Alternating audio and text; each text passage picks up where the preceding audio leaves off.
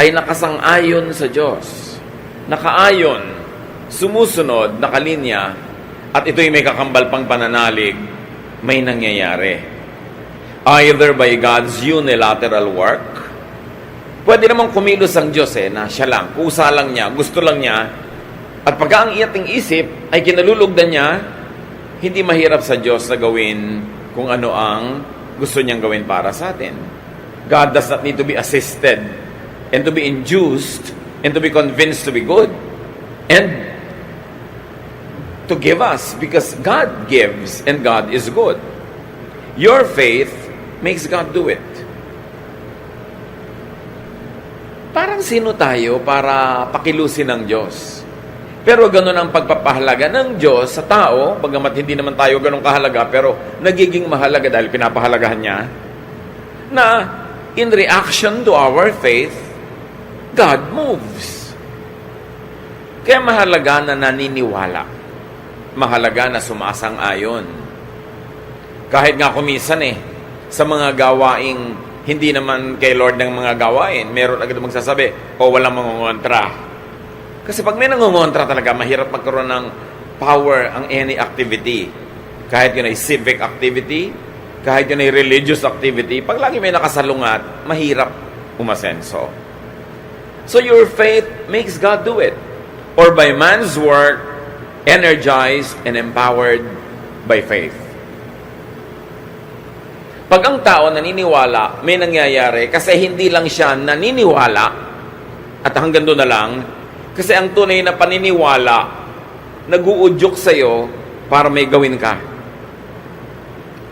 Real faith urges you and pushes you to do something positive about that faith, to act on that faith. Halimbawa, sasakay ka ng bus, may nakalagay na signboard, Quiapo. Naniniwala ka na Quiapo yun, ang pupuntahan, ang susunod na gagawin mo, sasakay ka nga. Kasi naniniwala ka Kasi useless na nag-aantay ka ng bus patungong Quiapo, may humintong bus, nakalagay sa signboard, Quiapo, naniniwala ka na patungong Quiapo yun, pero hindi ka pa rin sumakay. Andar pa rin yun, kahit hindi ka nakasakay, maiiwan ka. Ang tunay na faith may kasunod na action. Sang-ayon sa kung ano ang paniniwala at kung ano ang pinaniniwalaan. And because of faith, you not only believe, but you energetically believe to the point that you are now able to achieve many great things. Pinapalakas tayo ng faith. Pinapalampas sa mga karaniwang kakayanan, pinapalakas ang ating loob, pinapalakas ang ating katawan, dahil doon may na-accomplish. So, ang paniniwala, pwedeng tumanggap ka ng gusto mo galing sa Diyos dahil Diyos lang ang nagbigay, wala kang participation. O yung isang uri ng paniniwala that leads you to action, natanggap mo kasi pinagtrabahuhan mo. Kasi kumilos ka according to your faith. At ayun naman ay may nakaset na laws ang Diyos na pag ito ginawa mo, ito magiging bunga, if P, then Q, then nagtrabaho ka, nagkalaki-laki pa magagandang bagay, natanggap mo ang gusto mo. Mahalaga mananalig. Yung mga iba, kahit ang dali-daling gawin, pag hindi sila nananalig, wala nangyayari Sasali sila sa contest, pero wala naman silang pananalig na mananalo sila. So lamang yung performance nila, hindi talaga nananalo. Kailangan may pananalig. How else do you receive what you want? Kakambal yan sa pinag-uusapan natin kanina. Work. Real faith is active. It inspires, empowers, and moves you to produce what you want. Mahalaga yun. Kaya ang sabi sa James 2:17, bagamat may ibang konteksto sa original use, but the universal meaning is the same. So, faith by itself, if it has no works, is dead. Para ang pananalig na walang kakambal na kilos na aksyon. Nananalig ka, nag-graduate ka, ang kakambal na gagawin mo, mag-aaral ka. Nananalig ka na aasenso ka sa negosyo, ang kakambal na gagawin mo ngayon, mamumuhunan ka, magsisikap ka, magtatrabaho kang mabuti. Hindi pwedeng naniniwala ka lang tapos wala kang action. And 2 Timothy 1:7 says, the Spirit gives us power. At pag in-apply natin sa ating particular interest right now, if you believe the Spirit of the Lord is pleased with you and you are energized, so yung kaya mong gawin, kung hindi ka naniniwalang masyado, nadodoble ang capacity kung talagang naniniwala ka, because faith empowers. Maraming na-accomplish ang paniniwala. In the combination of this, God's unilateral action and your own work have ultra-powerful and effective results. How else do you receive what you want? You ask. Matthew 7:7, Jesus speaks here, ask and it will be given to you. Seek and you will find. Knock and the door will be opened to you. Pag humihingi ka, ibibigay sa'yo. Ang pagbasa kasi ng mga matatalinghagang salita na ito, you've got to get the spirit of the sentence at hindi mo kailangan siyang extreme ang gagawin mo explanation. You mean every time I ask, I will receive? Every time I will seek, I will find? Every time I will knock, the door will be opened? I don't think that's what it means. I believe what Jesus means is this. Well, you want it, you have to ask for it. And if you want it, and you ask for it, and God likes to give it to you, you will get it. But if you want it, God wants to give it to you, but you don't ask for it, it's possible that God won't do it for you. Because there are many things that God gives us without our asking. However, there are specific things that God will not give without being asked. And the point is, we don't know when God will unilaterally, by Himself, do something, and when God wants our cooperation and participation. So para lakihan mo ang iyong possibilities to get what you want, you ask, and you work, and you believe. Dinadamihan mo yung taya, dinadamihan mo yung ginagawa mo, dinadamihan mo yung tanim, para lumaki ang potential na malaki ang iyong maging ani. So, hindi lahat ng pintong kinakatokan nagbubukas. Pero walang magbubukas kung di ka muna kakatok. So, mahalaga na kumakatok, mahalagang humihingi, mahalagang naghahanap. Hindi lahat ng naghahanap nakakakita ng hinahanap. Pero, hindi mo makikita kung di ka maghahanap. And applied that way, we will understand why Jesus says that. Jesus is teaching people proactive faith. Meron kang dapat gawin. Meron ka dapat participation. But it's no guarantee na pag may ginawa ka, magkukuha mo nga yung buong gusto mo. What is guaranteed is, wala kang makukuha, wala kang gagawin.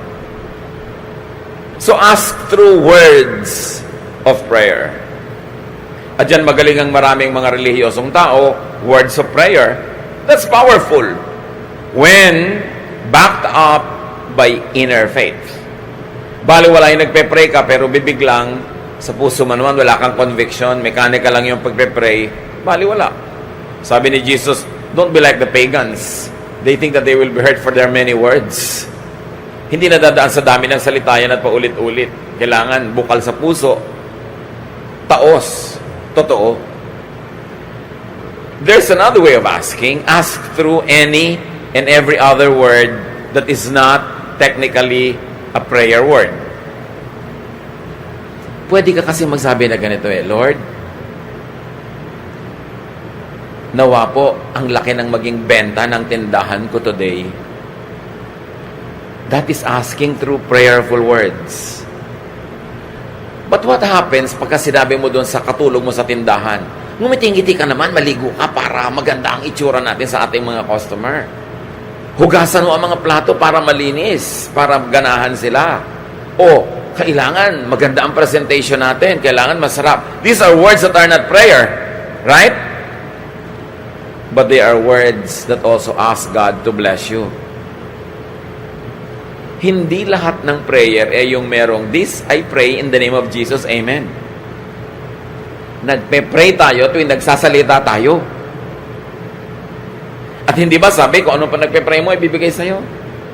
So gusto mo pala, malaki yung benta mo, nag-pray ka, Lord, lakihan niyo po ang aming benta ngayon. Pero may mga sinasabi ka rin na words that are not technical prayers, but words that are still heard by heaven. Words that can still be blessed by heaven. Kaya pag sinabi mo umagang-umaga, buwisit namang umaga to, sira ng araw ko, prayer yan. Parang sinabi mo sa langit, buwisitin nyo na nga po araw ko, sirain nyo na lahat. And sure enough, mangyayari.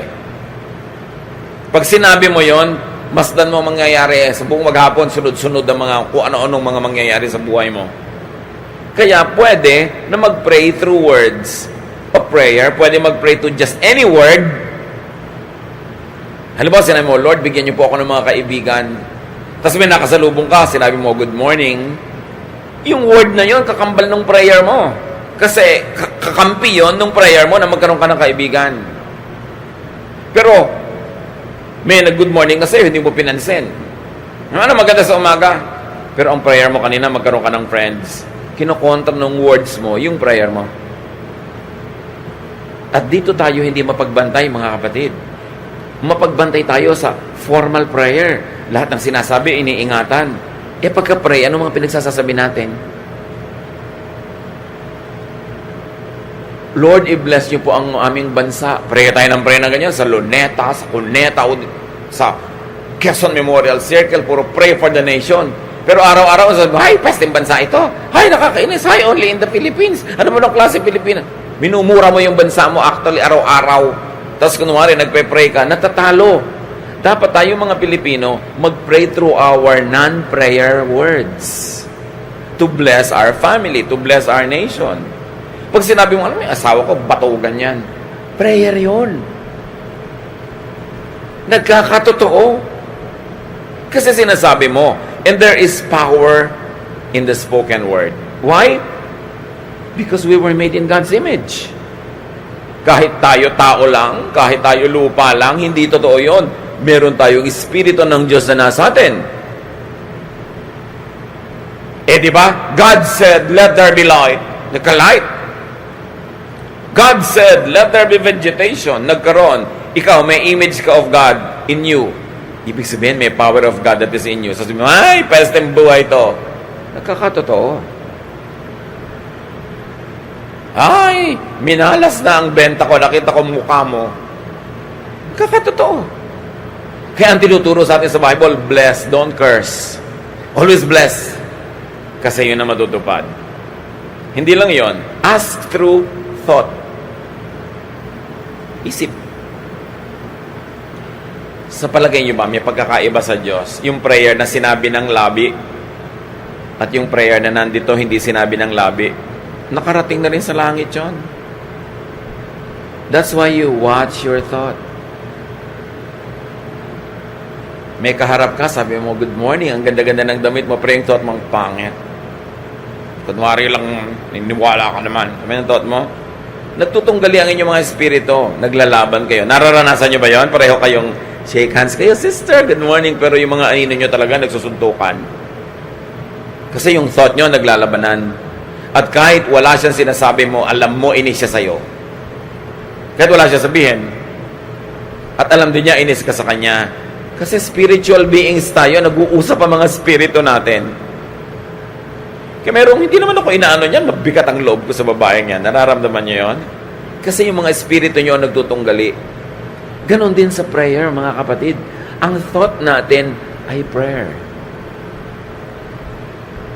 Pag sa halimbawa, yung thought mo puro, sana madapa ito, sana mapahiya siya, sana magkasakit siya.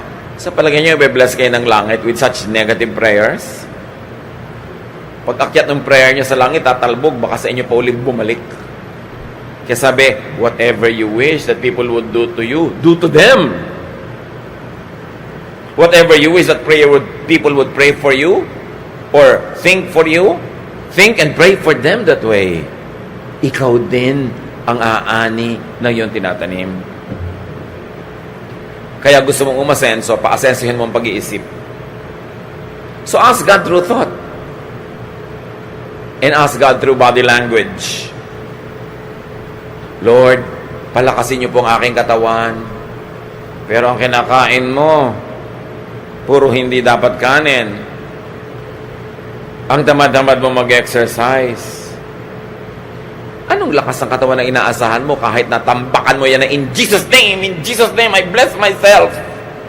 Tapos pulo ko restaurant kinakain mo, your body language is a prayer.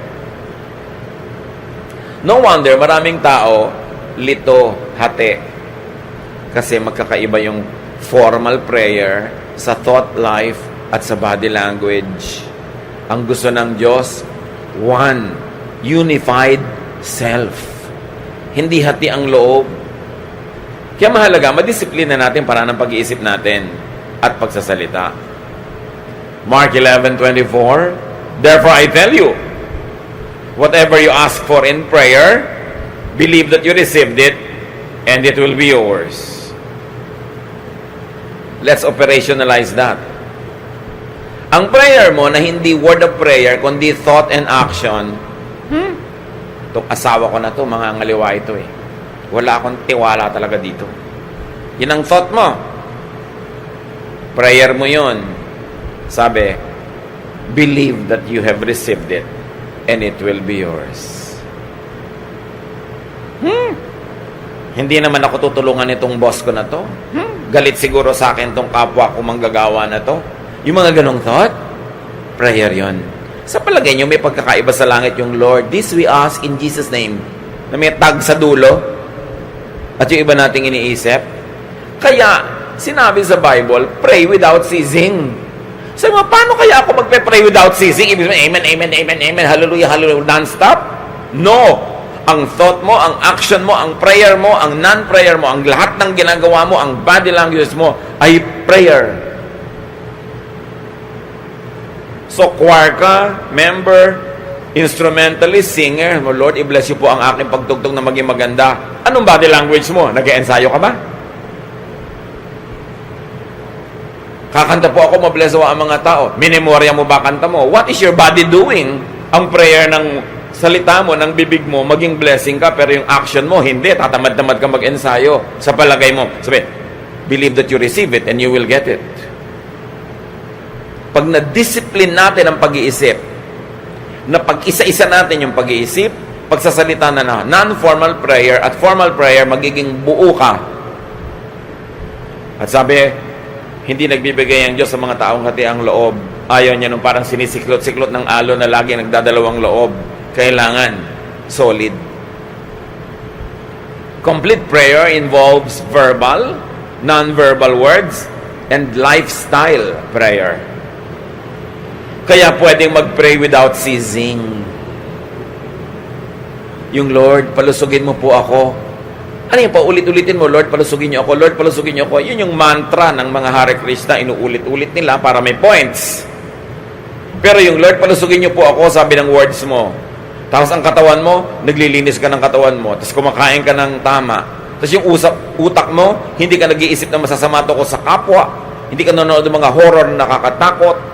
Hindi ka nakikipag-chismisan na baka saksakin ka sa likod ng chinismis mo. Anong lusog mo na may gunting kang nakatarak sa likod mo?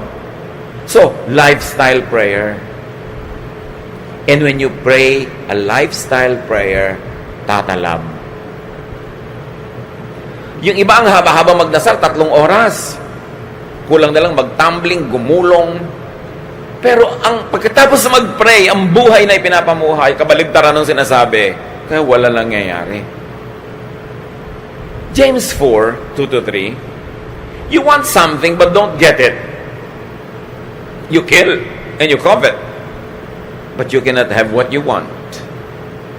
You quarrel and fight. You do not have because you do not ask God. When you ask, you do not receive because you ask with wrong motives, that you may spend what you get on your pleasures. You see, ang linaw, sabi, ask, and it will be given you. You do not have because you do not ask. Kasi mo, hindi totoo yan. Ask nga ako ng ask. Paulit-ulit nga ako nagpe-pray. Yes, yung formal prayer mo.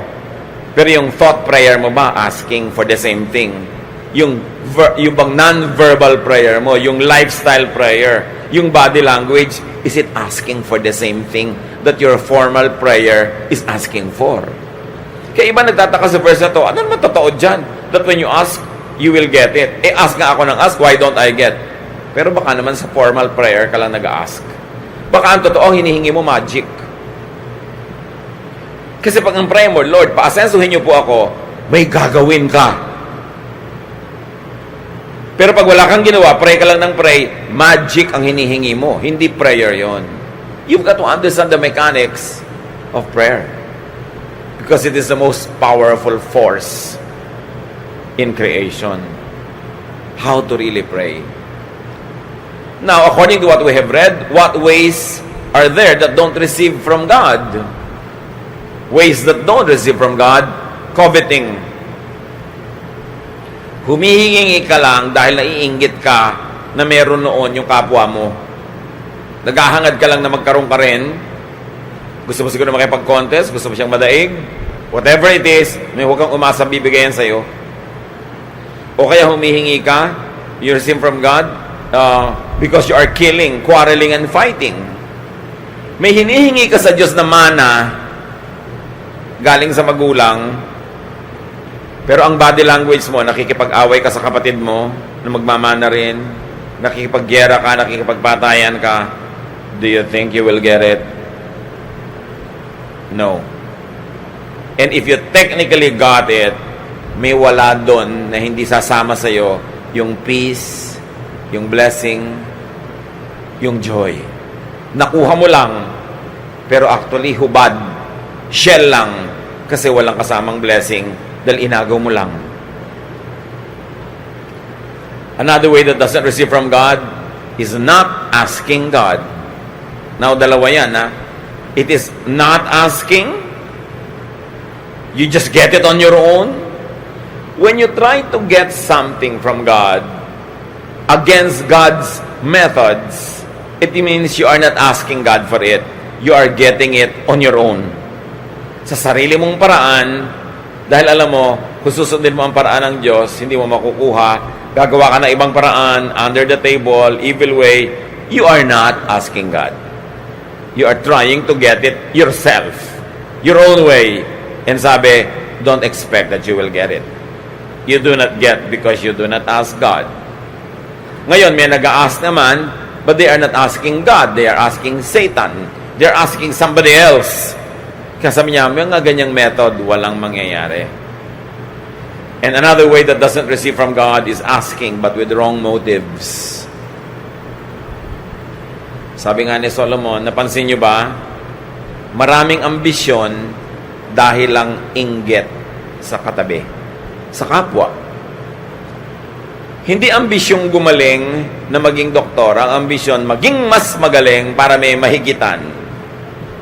Hindi ambisyon lang na guminhawa sa buhay, ang ambisyon maging mas mayaman at makipaghiganti sa mga dating kamag-anak na nagmaliit sa'yo. Mga wrong motives. Hindi ba yung Lord, pag ginawahan niyo po kami para guminhawa kami? Hindi. Para makita nila na may nangyari sa buhay ko. Yung mga ganyang klaseng paraan. Sabi ganon, this is not in accordance with God's mind. Don't expect that God will give it to you. Ito ngayon ang mga mapanganib. Sabi mo, anong God will not give it to me? Nasa akin na nga. Sino ang nagbigay sa iyo? Nakakatakot lalo yan. Hindi pala Diyos ang nagbigay. Iba yung method na ginawa mo, hindi method ng Diyos. It was not God you asked. Who did you ask? Sabi, it is important for you. What does it profit a man to gain the whole world and lose his soul? Kailangan kung may natatanggap tayo, galing sa Diyos. Sa pamamaraang maka-Diyos. Sa Diyos hinihingi. Hindi ka humihingi sa kaaway. Because yung kaaway, marami naman talagang under his power right now. Talagang pwede kanyang bigyan. Anong kapalit? Kaya tinitiyak natin, galing dapat sa Diyos. Huwag na huwag kayong maiinggit sa mga taong alam nyo na ang tinatamasa nila na kumisan gusto pa natin kainggitan, hindi naman galing sa Diyos. Hindi galing sa maka-Diyos na pamamaraan. Ninakaw lang. Nandaya lang siya. Nanakit ng agaw ng hindi kanya. Tapos parang ang saya-saya niya, don't ever think na dapat kainggitan ng ganung mga tao. Dahil mabigat ang bayad ng ganong mga bagay. So meron kayong gustong matamasa sa buhay, do it, or ask God to do it for you. When do you do it? Pagkaya nyo. Yung sa ating human nature, na aabot ng human intelligence, human capacity, human energy, human achievement, do it. Don't ask God to do it for you. Pero pag alam nyong lampas na sa natural na kakayanan ng tao, that's when you ask God to move. James 5:17-18. Elijah was just as human as we are. And for 3.5 years, his prayers kept the rain from falling. But when he did pray for rain, it fell from the skies and made the crops grow. So niya, alam nyo si Elijah, tao lang yan, tulad natin. Pero nanalangin siya na huwag umulan. 3.5 years, na ni isang patak ng ulan, walang lumagpak sa lupa. At nung siya'y manalangin naman ng ulan, biglang umulan at tumubo ang mga halaman. Pagkaya mo, huwag mong ipagawa sa Diyos. May lalapit sa'yo, merong may sakit, walang papagamot. So, sige, pagpe-pray kita. May pera ka sa bulsa mo, magpe-pray ka. Kaya mo yon. Huwag mong ipagawa sa Diyos. Kaya mong tulungan, ipapadala mo. Kaya sabi sa Bible, sabi ni Jesus, huwag niyong gayahin yung mga ibang mga Kristyano dyan. Mga ibang mananampalataya na may lalapit. Sabi, sige, I wish you well, nawa mabusog ka, nawa gumaling ka, nawa guminhawa ka. Pero wala kang mabinibigay ni ano? Kaya kung sasabihin, Lord, nawa ipapasin niyo ako sa test. Anong kaya mong gawin? Mag-aral ka. Paasensuhin niyo po ang buhay ko. Anong kaya mong gawin? Magsikap ka. Huwag mong ipapagawa sa Diyos yung inilagay na niya sa iyo yung kakayahan para magawa mo mismo. Pero yung hindi mo talaga kaya, yun ang ipapasa Diyos. Tulad ng example na nakita natin, hindi naman kaya ni Elijah na pigilin ng ulan eh. Pero dahil ang kanyang hinihingi ay ayon din naman sa kalooban ng Diyos, reasonable, dahil dapat turuan ng leksyon yung buong bayan, hiningi niyang huwag umulan, natupad. How else do you receive what you want? Be near the giver. Be in the path of blessings. At sa giver, isang malaking G, isang maliit na G. Yung malaki siyempre, Diyos. Yung maliit, tao. Gusto nyo na tumanggap na maraming mabubuting bagay sa buhay, dumikit kayo sa makakapagbigay nun o doon sa binibigyan ng Diyos na pwede kayong maanggihan, maambunan ng grasya. Hindi man kayo yung gustong pagpalain, kadikit kayo sa pinagpapala, napagpapala na rin kayo. Kaya ang sinasabi sa Bible, choose your companions. Bad company destroys morals. And not only that, yung parusa para sa bad, nadadamay ka kung nakadikit ka. Lalo asawa ka, anak ka, magulang ka nang gumagawa ng mali. So, wala naman akong ginagawang mali, ba't ako nadadamay? Kadikit ka eh.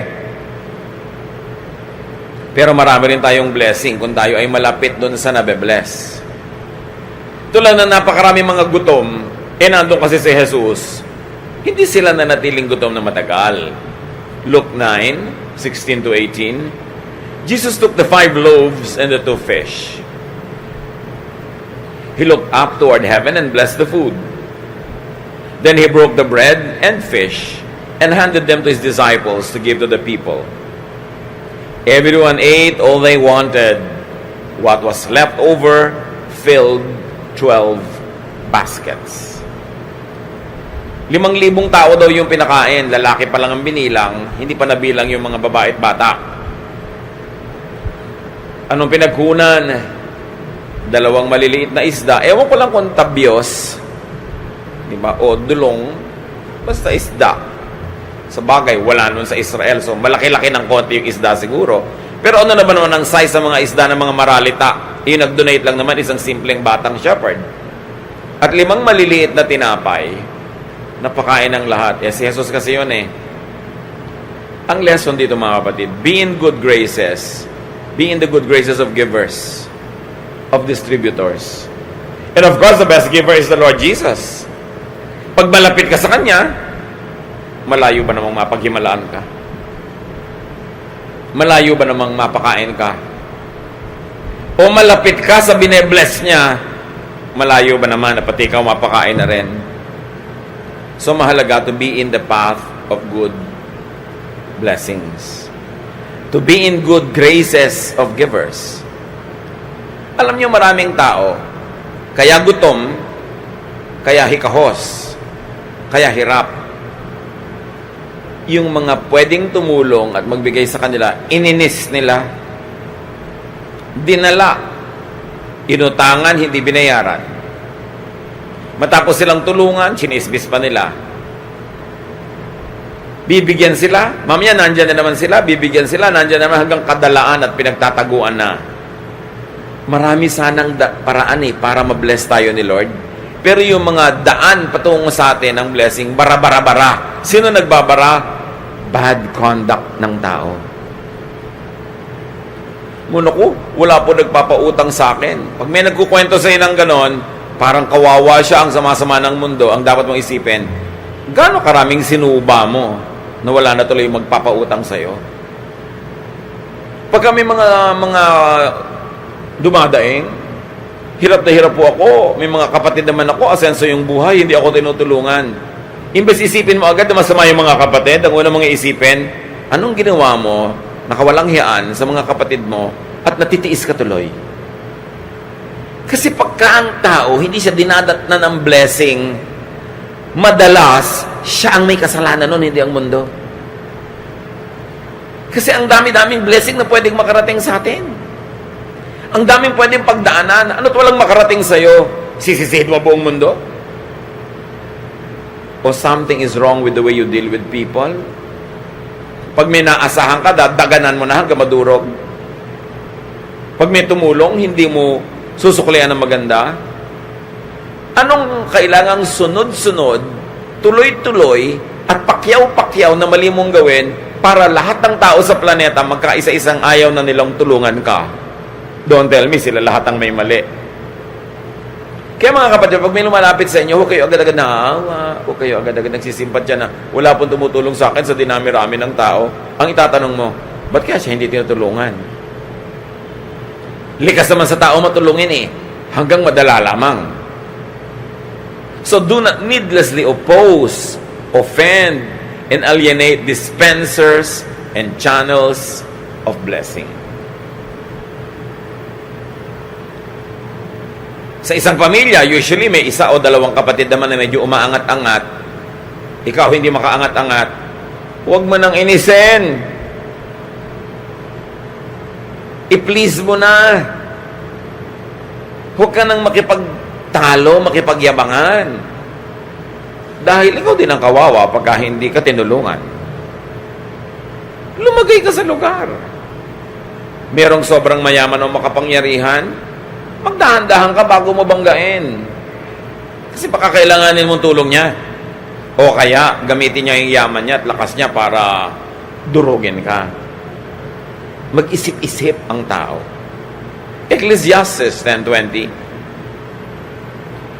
Don't even think about cursing the king. Don't curse the rich. Not even in secret. A little bird might hear and tell everything. Empleyado ka, chinichismis mo yung amo mo sa kapwa mo empleyado. Next week, may memo ka, nalipat ka sa branch nyo sa Spratly Islands. Huwag kang magtaka. Bumabangga ka sa pader Di ba? Babanggain mo yung amo mo. Ang daming mga mayayabang na tao, no? Empleyado ka, binabangga mo yung amo mo dahil tinitiisip mo mali siya. Sa mali siya at sa tama siya, she has the gold. And you know the golden rule. Whoever has the gold, rules. Babangga ka, ipagpipilitan mo yung alam mo. Mamaya, ikaw natanggal sa trabaho. Sino ngayon ang gutom? Di ikaw. Dapat marunong ka makibagay, makiayon. lumagay ka sa tama mong lugar. Kasi wala kang kapangyarihan. At kahit may kapangyarihan ka pa, ba't mo naman uubusin sa pakipagbakbakan sa iba? Pareho kayong pagod pagkatapos, pareho kayong lugi. Dapat ang tao, you live peaceable lives. Diplomatic ka. Pinipilit mong huwag may magalit sa'yo. Mga kapatid, tatandaan nyo to. Hanggat maaari, huwag kayong manggagalit ng sino man. Kahit sabihin mo, nobody naman siya, mababa ang ranggo, kaya ka rin niya saksakin ng ice pick sa tenga. Diretso sa utak mo yun. Di ba? Huwag kayong manggagalit ng tao. Hanggat maaari. Kasi ang taong galit, nagkakaroon ng energy against you. Pero kahit may sama ng loob sa yung tao, kung hindi naman galit, hindi dadami yung energy niya to the point na maipon yun, na kaya kanya at gusto kanyang saktan. May mga tao na kahit saan na lang mapunta, may nakakaaway. Bakit ka mga away? Ba't ka makikipag-away? Kasi lahat ng mga makakaaway mo, lahat ng kapangyarihan nun gagamitin laban sa'yo. Tapos eto ngayon, nag-a-apply ka sa trabaho. Siya pala yung clerk doon. Nag-aayos sa mga application form. Nung nakita yun sa'yo, tinapon na sa basurahan. Ikaw naman, abang ka ng call. Wala nang tatawag sa'yo. Kasi may nainis kang clerk. Hindi naman mahirap isipin yung mga ganyan sa buhay. Maraming blessing hindi dumadating. Kasi ang body language mo, ayan na naman tayo, di ba? Sinasabi ng body language mo, ayokong magkaroon ng trabaho. Kasi nangiinis ka ng tao, hindi mo alam, later sila pala may kapangyarihan kung makaka-apply ka or not. Pero ang body language mo, nangiinis ka, pero ang prayer mo, Lord, bigyan niyo po akong trabaho. Pero may natatapak sa'yo, inirapan mo. May nakasundot sa'yo ng payong, hinampas mo. Tapos biglang nagkita kayo, siya pala yung mag-i-interview sa'yo. Tapos ka na. Don't even think about cursing the king. Hindi lang yung king na may corona dito. Lahat ng tao, hari, even for just a few minutes, sa isang sulok ng mundo. At kung nagkataong nandun ka at kailangan mo yung tulong niya, siya yung hari, walang mangyayari sa'yo. Huwag pala away. Huwag nakakainis. Be likable. One, because you're godly. And even if you are not godly, be likable because you are wise. Because when you are liked, people help you. And we all need help to get off, to start off. Sabi nga nila, we all need help at the beginning and at the end. And people help those that they like. Kahit sabihin mo pa na self-sufficient ka ngayon, may kaya ka ngayon, malakas ka ngayon, lagi bang ganyan yon? Yung mga magulang na malalakas, may kapangyarihan kumita ng pera, hindi gamitin yung kapangyarihan at yung tanghaling tapat ng lakas ng buhay nila para mahalin yung mga anak. Ang nakatanim sa puso ng anak, sama ng loob sa magulang. Yung pagdineglect ng magulang, pagpapabaya sa kanila, pagtanda mo, aalagaan ka kaya nila. At alagaan ka man, minimum na lang, wala nung dagdag na mga palabok at pampasarap dahil hindi ka naman mahal eh. So sinayang mo yung pagkakataon na yung mga anak mo, dependent sa'yo, walang ibang pwedeng asahan, mga inosente sa buhay, pinalampas mo, hindi mo tinaniman ang lahat ng mabubuting bagay. At pag naglakihan na sila na hindi mo na pwedeng taniman at baka wala ka na rin namang maitanim kahit gusto mo, doon ka ngayon nangangailangan ng ani. Paano ka? So ako ang prayer mo, Lord, nawa pagtanda ko o kung mga ilangan ako, mahalin ako ng anak mo. Ano yung body language mo ngayon sa anak mo? Iba yung prayer, iba yung body language. Ganon din sa asawa. Ang laki-laki ng pera mo, hindi yung asawa mo i-treat mo. Kung sino-sinong ipapasyal mo sa Boracay.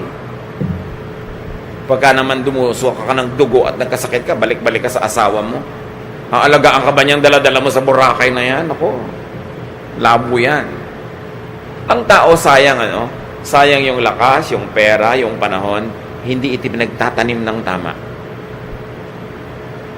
Kasi akala nila lagi na lang silang self-sufficient. But no. Darating at darating yung panahon na mabubuhay ka lang dahil sa awa ng kapwa. Kaawaan ka ba? Kaawaan ka kaya? Nung ikaw ba ang may kakayanang maawa ay naawa ka? So yung prayer, hindi lang salita. Gawa, isip. Pag naglakip-lakip, natutupad. Don't make enemies. Kahit walang kwentang posisyon niya ngayon, kahit mahina siya ngayon, gumugulong ang buhay, yung mga dating nasa ilalim na palalagay sa ibabaw. Sabi mo, ba't naman po ako hindi na napaibabaw? Baka putik ka talaga, nandun ka lang sa ilalim, hindi ka gulong. Kasi kung gulong, dapat gumulong ka eh. Ba't hindi gumugulong ang buhay mo? May problema ka noon. Huwag mong sisihin ang mundo. Huwag mong sisihin ang planeta, ang mga anghel, ang mga Kastila at Hapon. Dapat sarili mo ang tingnan mo. Anong problema ko? Ba't di ako umaasenso? Bakit pag may 10 nag-apply, natatanggap yung siyam ako, hindi? Mabuti pa ang kalendaryo, may date, ako wala. Siguro, baka hindi mo pinapackage sa sarili mo. Mabuti pa ang makinilya, natataypan. Look at yourself. What are you doing with yourself? Kasi hindi naman tayo nilikha ng Diyos na powerless. May power tayo to shape the direction of our lives. You cannot always create every detail of it, but you create the general direction where you will go. So, remember, asking means thinking about, talking about, and doing according to what you are asking for. How else do you receive what you want? Open your eyes to God as the real source of good things and be a gracious recipient. Anong ibig sabihin ko dyan? May nagtatanong sa akin Pastor, pag may bigla pong magbibigay ng offering na panalunan sa loto, tatanggapin nyo? Sabi ko, buong puso.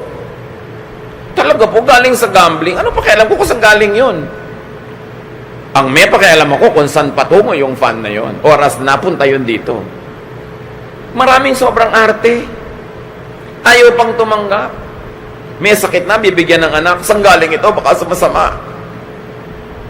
Ayaw pang tanggapin. Alam nyo, ang propetang si Elijah, gutom na gutom. Nalagay siya sa napakarayong lugar na walang pagkain. Alam nyo kung paano siya nanatiling buhay? 1 Kings 17:6. Ravens brought him bread and meat twice a day, and he drank water from the creek. Mga uwak, mga ibong maiitim, mga ibong considered in Israel as unclean. At alam nyo kung paano kumakain ng uwak? Ninanakaw niya. Huwag kayong magpapatuyo ng mga tapa at mga kung ano-ano. Dadagitin ng uwak. Nagpapatuyo kayo ng mga danggit, mga kung ano-anong mga sari-saring pagkain, ninanakaw niya. So in other words, itong propeta, ang kinakain niya araw-araw, nakaw. Bagamat hindi siya nagnakaw, yung uwak, dala-dala ni uwak yung karne, kinakain ni propeta. Kung si propeta, ginagaya yung mga ibang relihiyoso, hindi ko kakainin yan, maruming pinanggalingan. But the Bible is clear. God sent the ravens to feed him.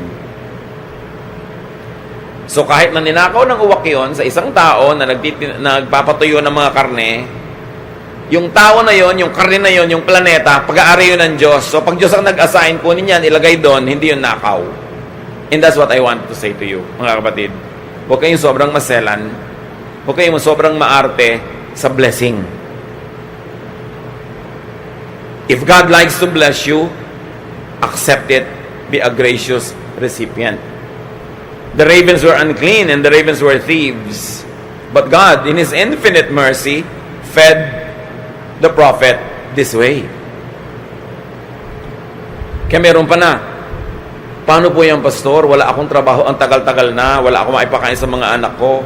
Pero, nagkakaroon sana ako ng trabaho, pero may trabaho po pag Sunday. Hindi ako makapag-church. Magtatrabaho po ba ako? Dapat, no?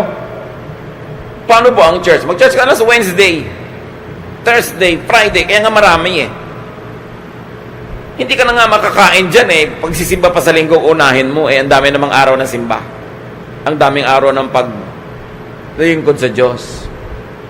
Meron pa, naku, Tumutugtog po ako sa church, wala akong katrabaho-trabaho, pero ang gift ko talaga tumugtog. Meron kumukuha sa akin sa gig. Ayaw po ako payagan ng pastor. Palalamunin ka ba ng pastor? Kung palalamunin ka, sige, huwag kang tumugtog. Pero kung hindi, tumugtog ka, dahil blessing yan sa iyo ng Diyos. Kailangan mo ng pambayad ng rent, kailangan mo ng pambayad depots, ang arte-arte mo. Ang kailangan, intindihin mo yung pangangailangan mo. At bakit natin sinasabi yan? James 1:17, every good and perfect gift comes from the Father who created all the lights in the heavens. Pag makakabuti sa'yo, galing yan sa Panginoon. Huwag kang sobrang maselan. Psalm 24:1, the earth is the Lord's and everything in it. The world and all who live in it. Pag may pagpapala, tanggapin mo. Kung may choice ka na better choice, mas religiously sound choice, take it. But meanwhile, wala ngayon. Mabuti kung nag-iisa ka sa buhay, ang arte-arte ng conviction mo, may anak kang nagugutom, may asawa kang nagugutom, mabuti kung nag-iisang katawan ka lang.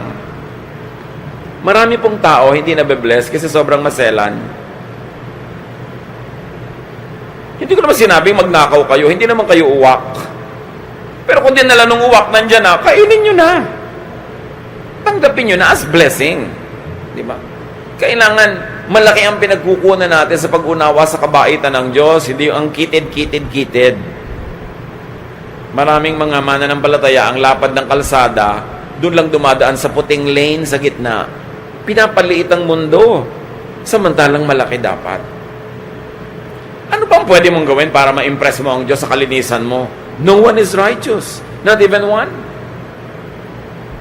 So when God wants to bless you, be a gracious recipient. Apply this in your life and receive what you want.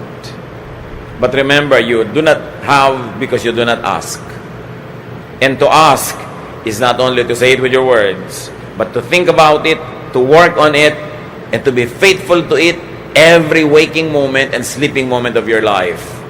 And when you do the best, according to God's will, and because God is gracious, there is no doubt that God will give you what you want.